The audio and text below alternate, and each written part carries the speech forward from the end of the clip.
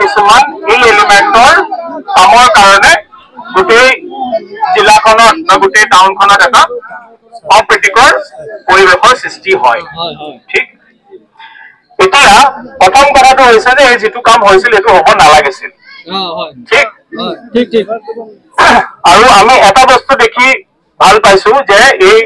word number 3 যিখিনি local মানুহ আছে তেওঁলোক আজি ওলাই আহিছে আৰু ওলাই আহি পেলাই এই বস্তুটো তীব্ৰভাৱে গৰিহণা দিছে হেতু কাৰণে যেতিয়া আমি ইনসিডেন্টটো শুনিলো মই নিজে আৰু এসপি আমি দুইজনে ইমিডিয়েটলি গুছি আহিছো যাতে আপোনালোকৰ কথাখিনি আমি ভালকে শুনিব পাৰো আৰু শুনি পেলাই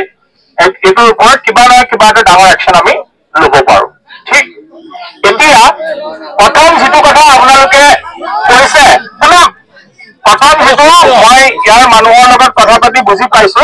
যে ইয়াৰ ওচৰতে কেখনমান দোকান আছে যে দোকান কিখন আপোনালোকে বন্ধ কৰিব দিছে এই কথাটো আমি এক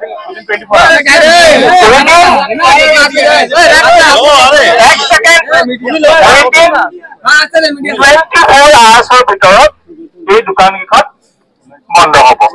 ঠিক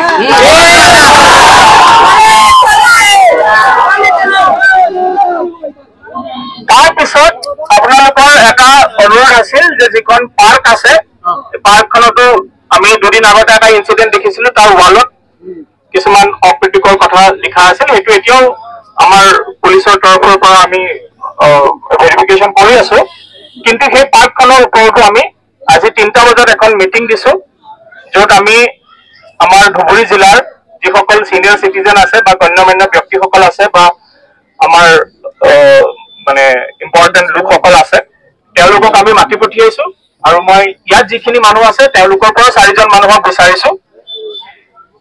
সেই পাৰ্কখনৰ ওপৰত আমি কি ডিসিশন ল'ব লাগে আৰু তেনেকুৱা ধৰণৰ ইনসিডেন্ট যাতে ধুবুৰীত আৰু ৰিপিট নহয় তাৰ কাৰণে আমি কি ব্যৱস্থা ল'ব লাগে তাৰ ওপৰতো